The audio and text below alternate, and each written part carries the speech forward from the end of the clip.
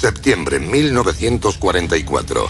Tras meses de lucha, tanques de la tercera división acorazada de los Estados Unidos llegan a la frontera de la Alemania nazi, seguros de que el fin de la guerra está próximo. Los aliados pensaban que la guerra acabaría en Navidad. Pero los alemanes defienden su patria con todas sus fuerzas. Destruían nuestros carros, 1, 2, 3, 4, como en un tiro al blanco. Contra un adversario ya curtido, los americanos se dan cuenta enseguida de que la invasión de Alemania será larga y costosa. El ejército intentaba impedir la entrada del enemigo en la madre patria. Mientras, ambos bandos despliegan su más reciente arsenal en la batalla por Alemania. El tanque en el que íbamos era único. Se luchó hasta el final. Grandes batallas de tanques. La conquista de Alemania.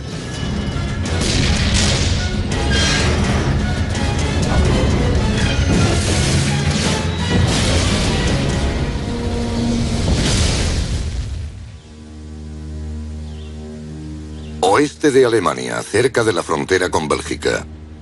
Los últimos meses de la Segunda Guerra Mundial fueron testigos de intensas batallas, en las que las fuerzas aliadas se adentraban en Alemania en un sangriento caminar.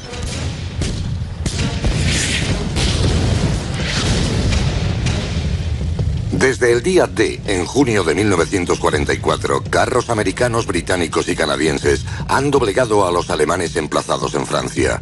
En los meses de verano, intensas batallas hacen retroceder poco a poco a los alemanes. La retirada alemana fue bastante caótica. Lo llamaban el vacío. Falta de comunicaciones, unidades aisladas en el campo de batalla. Era muy complicado. Sabían que para encontrar refugio debían ir a Alemania.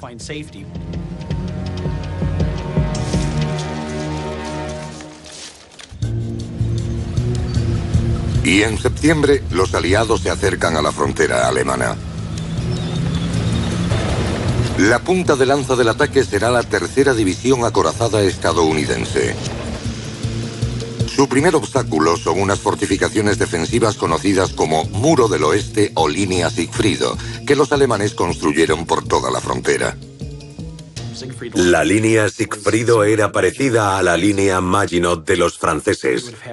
Una serie de búnkeres, un montón de fortificaciones que convertían zonas seguras en áreas de guerra. Aunque el despliegue es impresionante, con cientos de kilómetros de barreras anticarro conocidas como Dientes del Dragón, exploradores de vanguardia de la tercera división acorazada encuentran puntos débiles y descubren una manera muy sencilla de cruzar las defensas alemanas. Sacaron las excavadoras y cubrieron toda la línea Sigfrido para que otros carros, camiones y demás pasaran por encima, pudiendo así enviar más materiales y hombres hacia Alemania. Mi tanque iba detrás de otros 8. No había fuego enemigo, así que saqué el periscopio y eché un vistazo alrededor. Vi los dientes del dragón. Sabía que íbamos hacia ellos.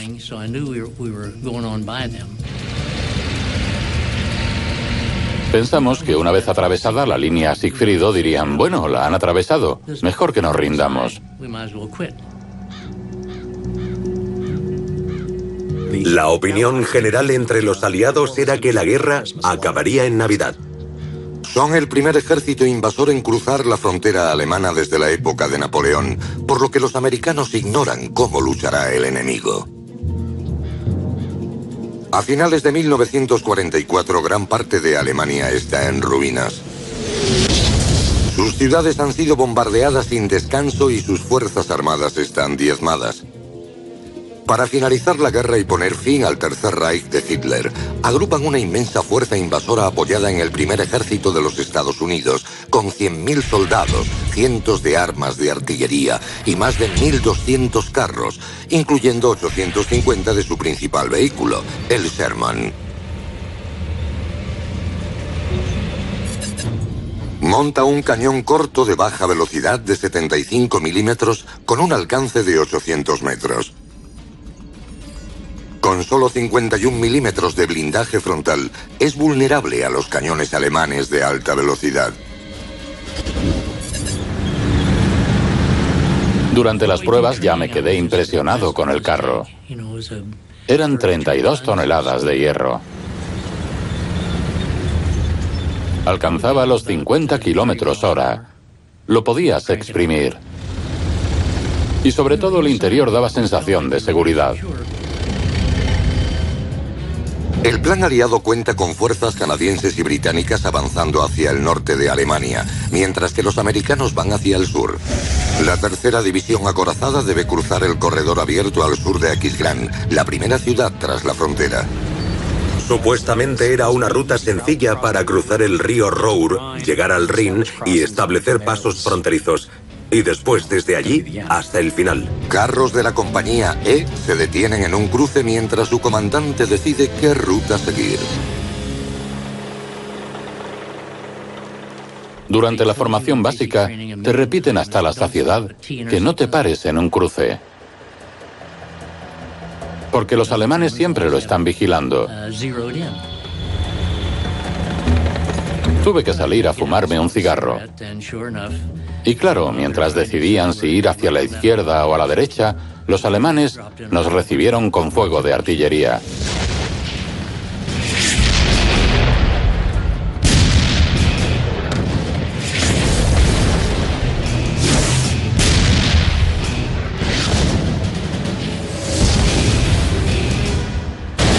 Mi comandante me gritó que volviera al carro, así que fui a toda prisa. Durante un momento entramos en pánico. Pensábamos, ¿pero dónde están? Los americanos se encontraron con unidades de vanguardia de la 9ª División Panzer alemana. El ejército trataba de impedir la entrada del enemigo en la madre patria. Defendían su país. Ya no eran nazis, solo defendían su hogar. Los estaban invadiendo, de ahí la importancia de la frontera. Los americanos se ponen en marcha evitando el fuego enemigo y continúan su avance. Dos secciones de tanques de la compañía E llegan a un pequeño pueblo. Esta vez son más cautos y se dividen en dos grupos. Era un pueblo pequeño, con casas a ambos lados de la carretera. Tras la fila de casas había una colina. Y en este lado, un gran campo abierto con escombros de una mina de carbón. 4 carros se dirigieron más allá de las casas. Los otros 4, donde iba yo, fuimos hacia el centro del pueblo. Todos estábamos en guardia.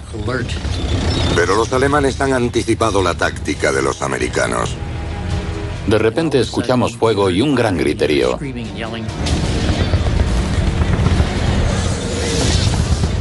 Los alemanes tenían armas anticarro entre los escombros. Los americanos están en el punto de mira del arma anticarro más mortífera de la guerra, el 88 alemán. El cañón de 88 milímetros disparaba proyectiles perforadores que podían penetrar 100 milímetros de acero a una distancia de 1500 metros, suficiente para dar cuenta del blindaje frontal de un Sherman.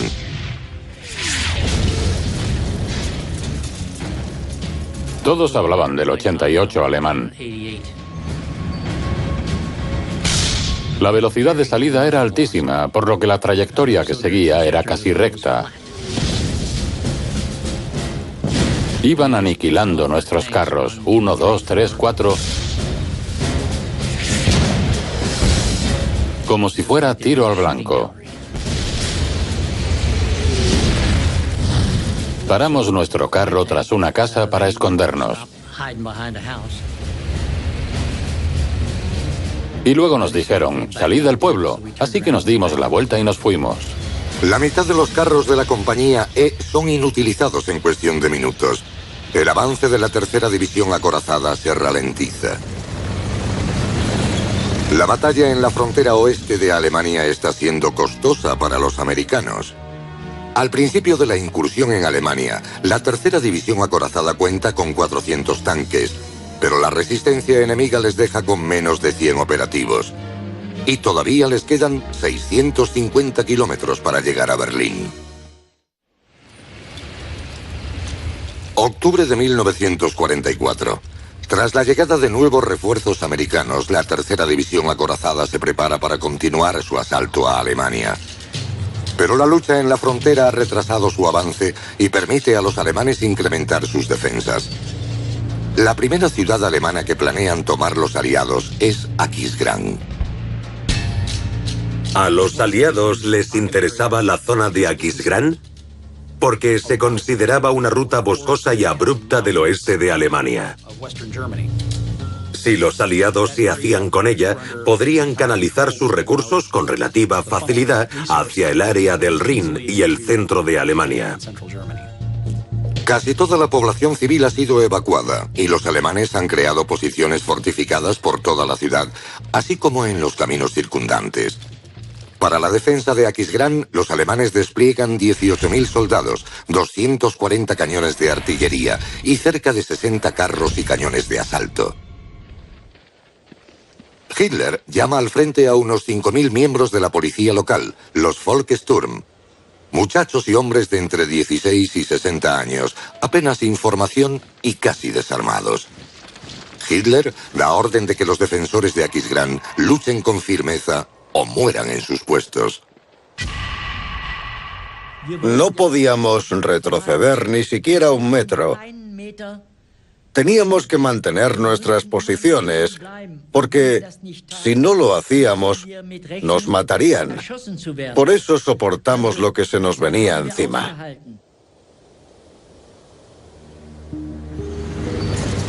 Los americanos han reunido 80.000 soldados y más de 300 carros para el asalto. Planean cercar Aquisgrán. La segunda división acorazada atacará desde el norte, mientras la tercera lo hará desde el sur.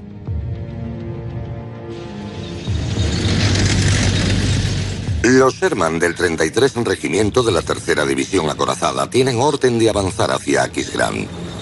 Pero primero han de dar cuenta de los curtidos soldados de la 116 División Panzer.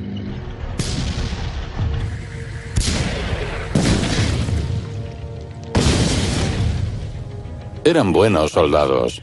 Algunos llevaban años luchando contra los rusos. Y ahora les traían de ese frente para colocarlos en este. Lucharon hasta el final para tratar de expulsarnos.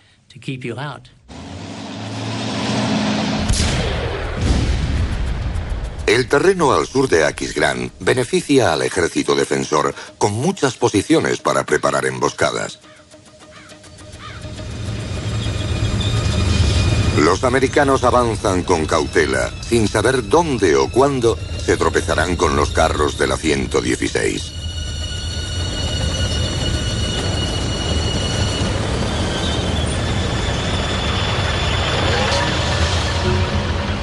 El Panzer IV es el tanque más habitual del arsenal alemán.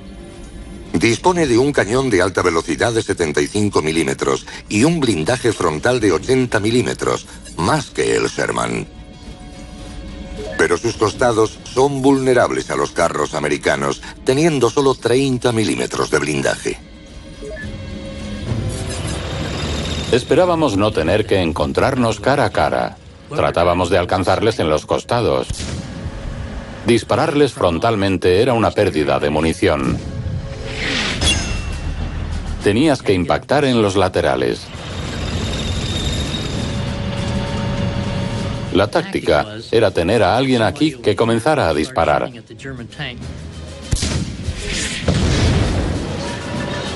Si quería contraatacar, tendría que maniobrar para protegerse.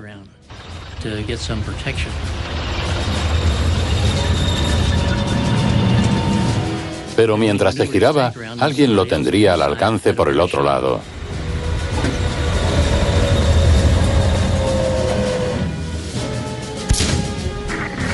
El disparo no alcanza al Panzer IV. Un Sherman se aproxima de frente y los alemanes se disponen a aprovechar la oportunidad. De pronto un teniente, el teniente Bear, le dijo a mi comandante que saliera, que él tomaba el control del tanque.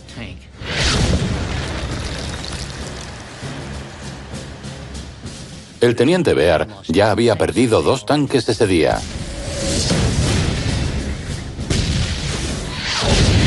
Se metió en el mío y se quedó quieto un minuto. Le miramos. Se le veía muy cansado. Pero de pronto uno de nuestros sargentos nos gritó por la radio: «Teniente, cúbrase. Les están disparando».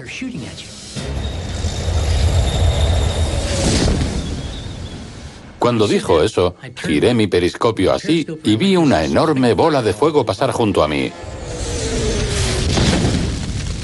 Al final se recompuso y se aferró al micro para poder hablar. Y dijo: «Conductor, a cubierto».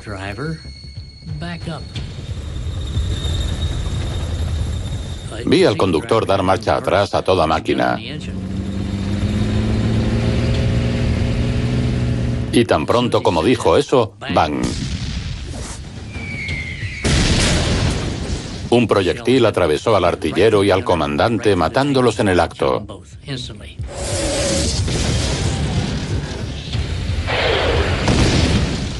El conductor se había ido, así que bajé de la torreta. Me situé en el asiento del otro lado del conductor. Justo al sentarme ahí, nos alcanzaron por segunda vez. Esta vez empezó a arder e iba a explotar.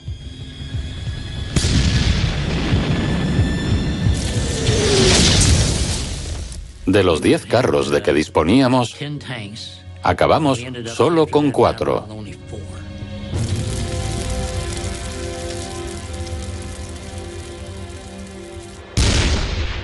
Los americanos continúan su ofensiva sobre Aquisgrán el 13 de octubre.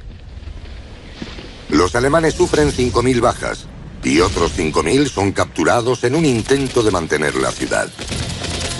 Pero el 21 de octubre, Aquisgrán se rinde a los americanos.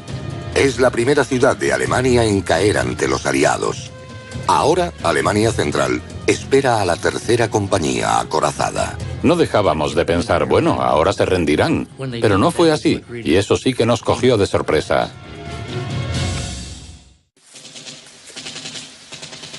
En noviembre, los soldados americanos se enfrentan a uno de sus peores combates, en el bosque Hurten, al sureste de Aquisgrán. Están cansados tras meses de lucha y la invasión de Alemania se retrasa. Con el frente en punto muerto, la tercera división acorazada aprovecha el tiempo para reparar carros dañados y preparar la siguiente fase de la guerra. Pero son los alemanes, el 16 de diciembre de 1944, los que lanzan una gran ofensiva tomando a los aliados por sorpresa. La batalla de las Ardenas.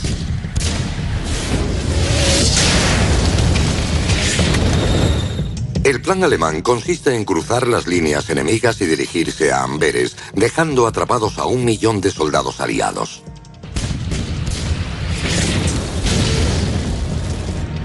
Pero tras 6 semanas de cruenta lucha, la ofensiva germana se detiene gracias a los refuerzos aliados. La apuesta de Hitler le sale cara, perdiendo en el camino cientos de los tan necesarios Panzer. Después de que la ofensiva de las Ardenas hubiera ampliado la capacidad operativa de los alemanes en el frente oeste, los que quedaron prefirieron ponerse a la defensiva y oponerse a iniciar nuevos ataques. Con los alemanes retirándose en el oeste, la Unión Soviética lanza su propia ofensiva en el frente oriental. El Ejército Rojo arrasa las líneas alemanas en el Báltico, este de Prusia y Polonia. A primeros de febrero, los tanques soviéticos están a 80 kilómetros de Berlín.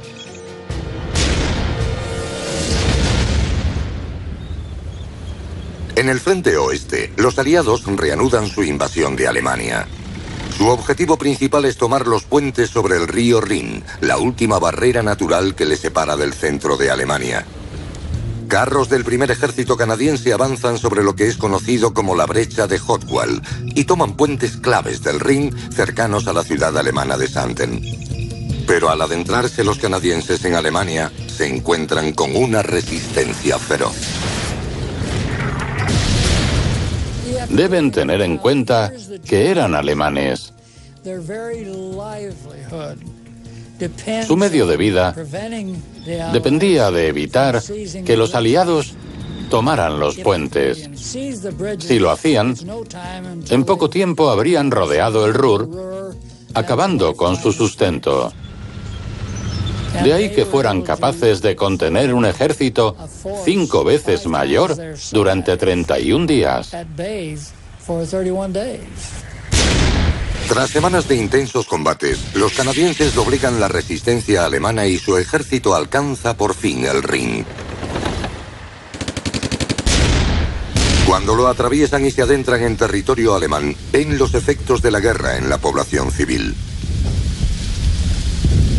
Nos aproximábamos a un pueblo pequeño. Se llamaba Weissel. Antes de que llegáramos nosotros, los británicos o los Typhoon canadienses habían bombardeado la ciudad.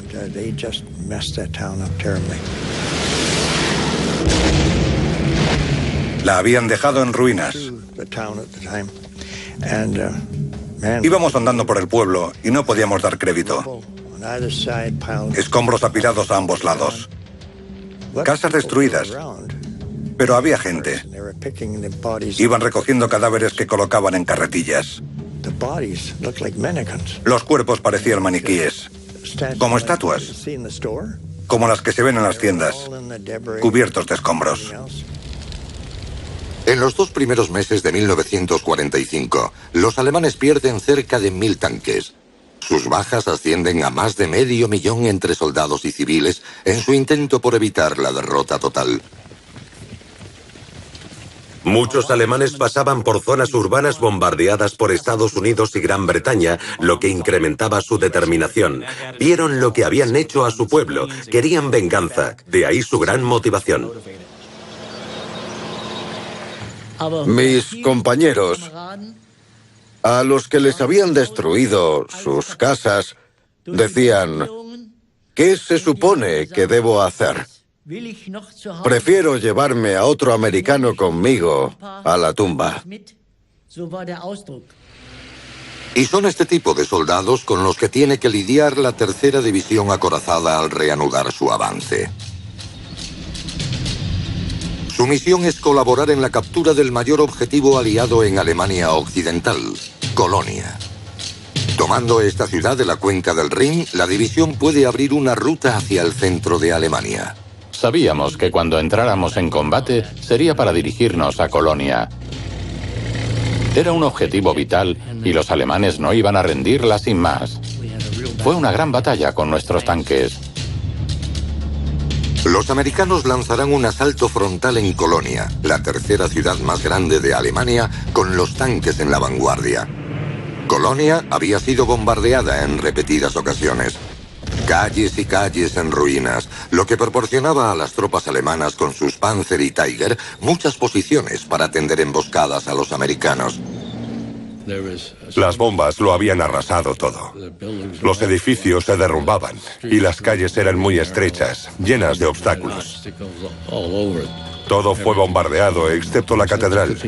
Seguía en buen estado. Recuerdo a nuestro teniente decir: señores, aquí tienen Colonia. Vamos a darles una paliza. Estábamos en el punto de mira de la artillería alemana.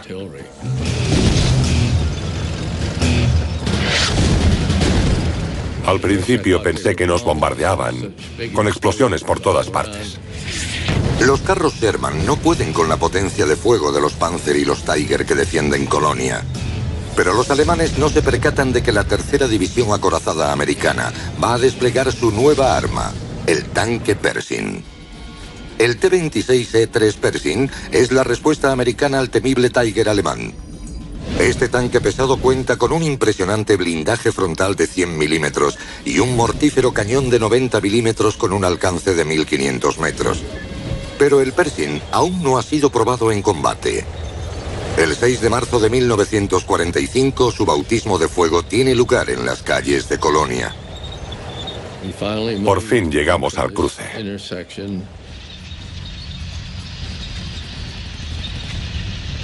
Un carro alemán venía por mi izquierda.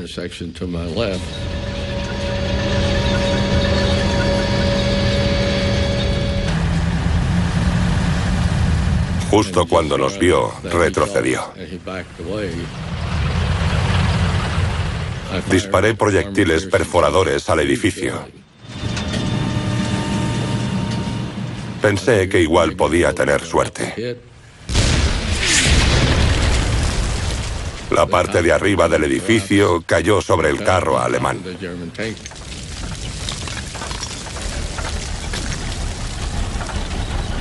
No podían maniobrar el cañón, ni rotar la torreta. Había tantos escombros que optaron por abandonar el carro y fueron capturados. Los americanos continúan el avance hacia el centro de la ciudad. Se guían por las torres de la Catedral de San Pedro que asoman sobre Colonia. Podías verlas desde lejos. Podías ver las espirales de la cima de la catedral. Al acercarse, un mortífero tanque enemigo se interpone en su camino. El Panther lleva un cañón de alta velocidad de 75 milímetros capaz de destruir enemigos a 1 kilómetro de distancia. Tiene un blindaje frontal de 80 milímetros, pero su inclinación le ofrece un blindaje efectivo de 145 milímetros.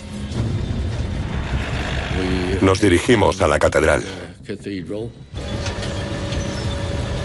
Cuando nos acercábamos, nos dimos cuenta de que el carro alemán había disparado desde la plaza frente a la catedral, aniquilando a uno de nuestros carros.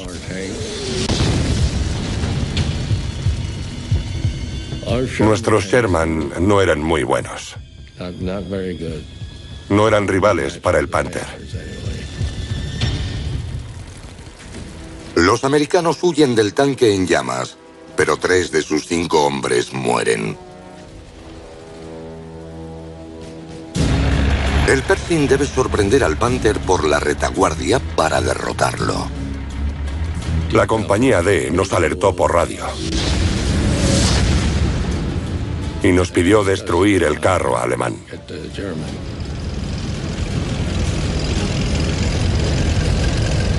Su cañón, en principio, les apuntaba a ellos y no a nosotros.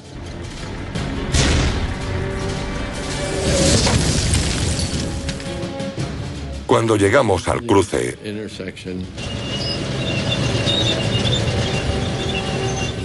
mi conductor giró el periscopio hacia el carro alemán. Cuando llegó a la intersección, vio como su cañón no recibía. Pero en lugar de pararse,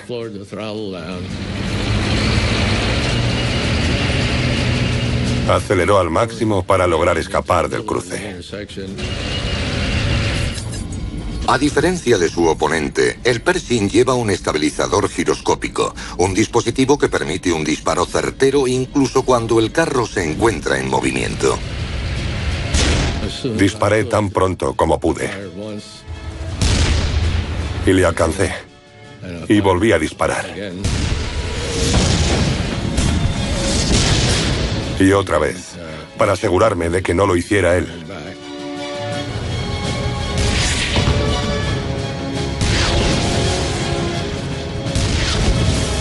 Tras el tercer disparo, estalló en llamas.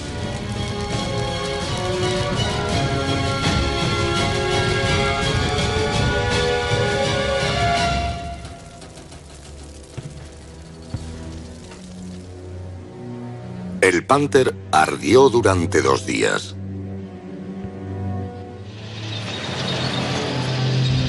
El 7 de marzo, los americanos barren sus últimos reductos de resistencia. Los defensores de Colonia se rinden. El 7 de marzo es un día aciago para el Tercer Reich. El mismo día que cae Colonia, un importante puente sobre el Rin es tomado cerca de Remagen. Y el ejército americano no tarda en cruzar a la orilla este del río con los tanques de la Tercera División acorazada.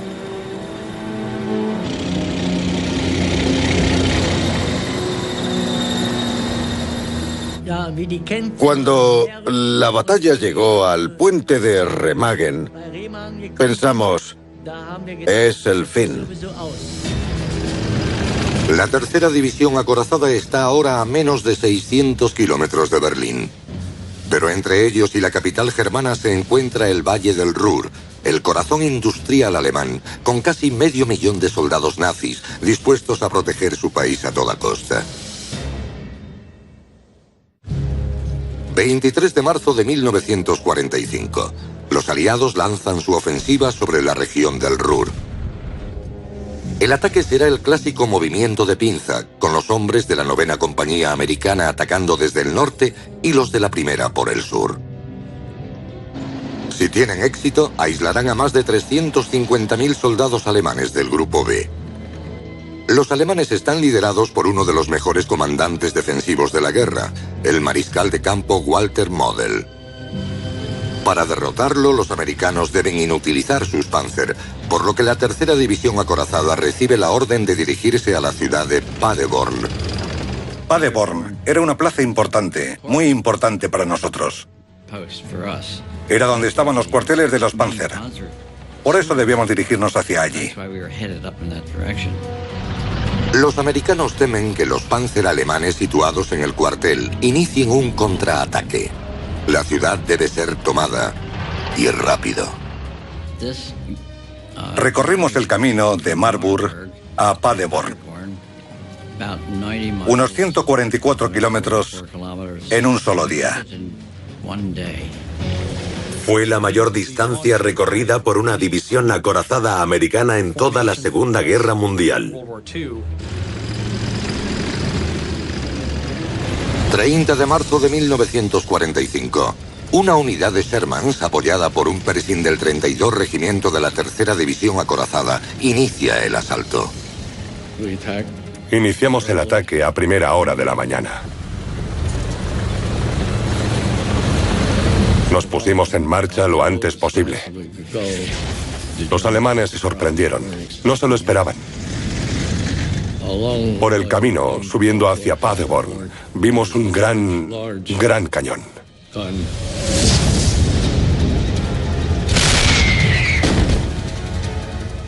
Situado a nuestra derecha.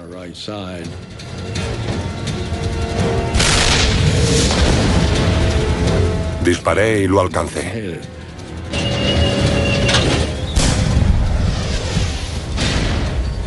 Volvimos a ponernos en camino lo antes posible.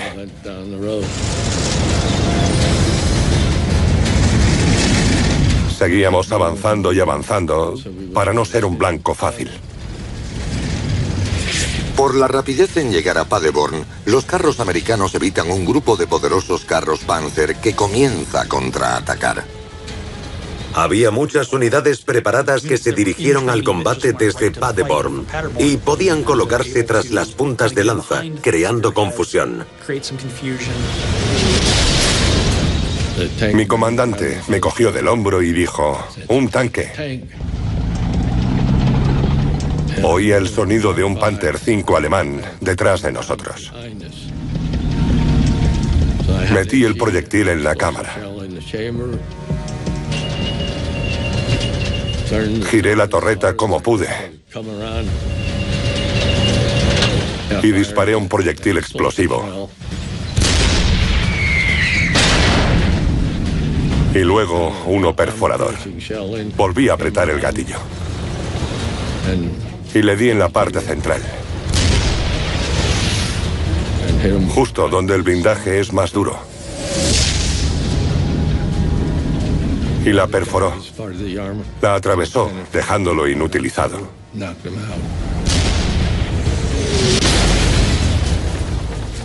Fue una lucha sin cuartel.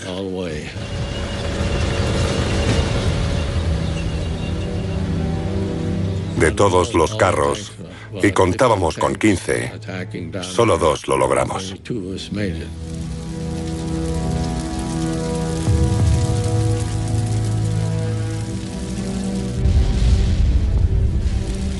La batalla por Paderborn es brutal y sangrienta. Pero tras 3 días de lucha, los americanos derrotan al enemigo, que se rinde el 1 de abril. Ese día las fuerzas americanas completan el cerco a la región del Ruhr, sellando el destino del ejército del Grupo B. El comandante del ejército derrotado, el mariscal de campo Walter Model, se suicida antes de aceptar la rendición. La captura de la región industrial del Ruhr en Alemania Occidental había destrozado lo que quedaba de la capacidad alemana para fabricar aviones, carros, su capacidad de continuar en la guerra. Los días del Tercer Reich están contados. La artillería soviética comienza a bombardear Berlín el 20 de abril, el cumpleaños de Adolf Hitler.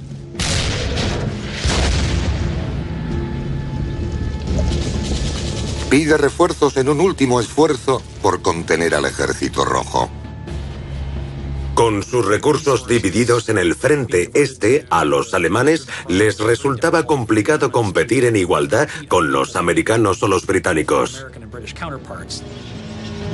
Mientras avanza hacia el este, acercándose a Berlín, la tercera división acorazada encuentra oposición en pueblos pequeños y en ciudades, pero la mayoría de los soldados se rinden al ver a los tanques americanos.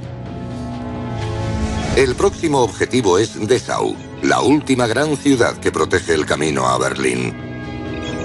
Se encuentra a solo 130 kilómetros de la capital germana y está defendida por algunos de los hombres más fanáticos de Hitler. 21 de abril de 1945.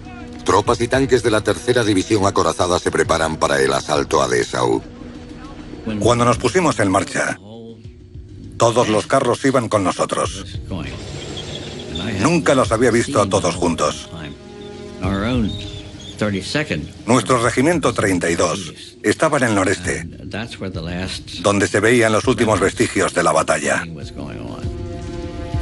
Aunque Dessau está en ruinas, la guarnición alemana ha sido reforzada con el carro más potente de Hitler.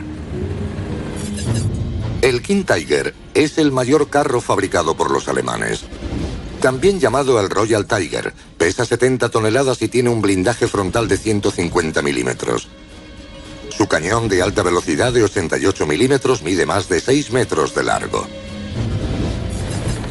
Hitler cree que el King Tiger puede superar a cualquier carro aliado y cambiar las tornas de la guerra. A pesar de su tamaño, es sorprendentemente ágil. Y en las ruinas de Dessau, uno de ellos espera tender una emboscada a su enemigo. El regimiento 33 de la tercera división acorazada avanza lentamente a través de Dessau. Los americanos cuentan con el Super Pershing, su respuesta al King Tiger. El Super Pershing fue sin duda el siguiente paso en la evolución de los acorazados americanos. Solo uno de los Super Pershing fue utilizado en combate durante la Segunda Guerra Mundial. El Super Pershing es una versión mejorada del tanque Pershing. Posee 140 milímetros de blindaje frontal y un nuevo gran cañón de 90 milímetros con capacidad de penetrar más de 200 milímetros de acero.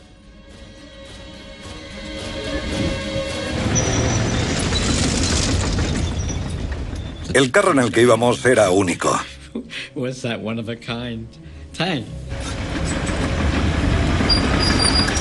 Fue cuando encontramos a ese Tiger Royal, inmenso. Uno de los pocos que vi al final de la guerra. Estaba esperándonos. Por primera y única vez, un King Tiger va a enfrentarse cara a cara con un Super Pershing en un duelo a muerte. Nos disparó, nada más aparecimos por la esquina. Por suerte, el disparo se le fue alto. Yo disparé y les alcancé.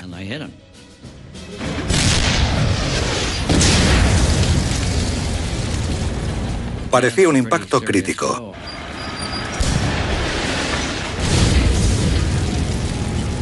Me dispuse a disparar de nuevo y le volví a dar. Venían hacia nosotros mientras subían por una pila de escombros.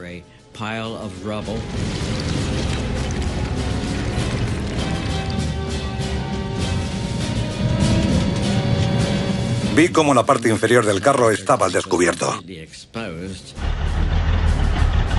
Cuando le di, explosionó con toda la munición dentro.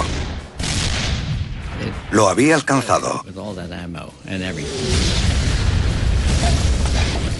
Joe, mi comandante, estaba atónito. Me dijo: buen disparo, chaval. Lo has conseguido.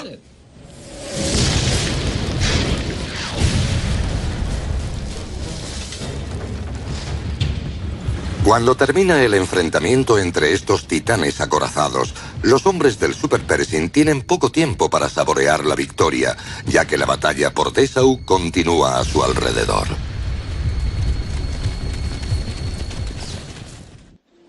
En los últimos días de la Segunda Guerra Mundial, los americanos controlan la mayor parte de la ciudad de Dessau. Pero los defensores alemanes todavía resisten, conocedores de que si la ciudad cae, se abrirá el camino a Berlín. Nos habíamos adentrado en Alemania. Ya sobrepasamos el Rin. Seguro que se rendían. Pero no, se luchó hasta el final. Con la batalla en las calles, los tanques de la tercera división acorazada apoyan a la infantería limpiando los últimos focos de resistencia. Continuábamos. No era el fin de la guerra. Todavía estábamos en Dessau y debíamos finalizar la captura de la ciudad.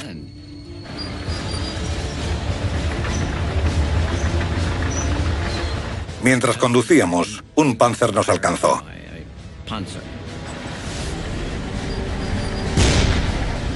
El impacto fue serio.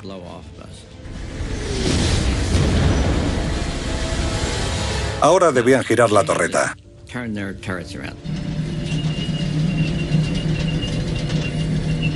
No tenían giro mecánico como el nuestro, por lo que les costaba tiempo. Mientras lo hacían, le dije a nuestro conductor: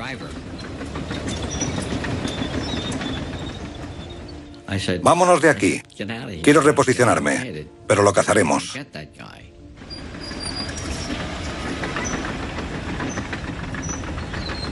Había una fábrica grande cerca.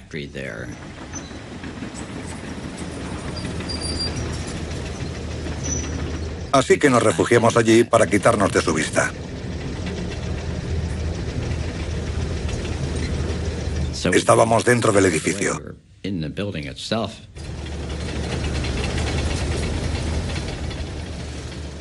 Allí nos posicionamos esperando que llegara.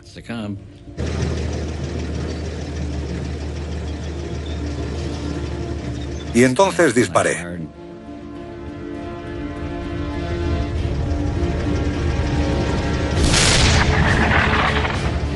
Le di a la oruga y se paró. No perdí más tiempo. Le pedí a mi cargador otro proyectil. Y le alcancé por segunda vez. Y lo destruí.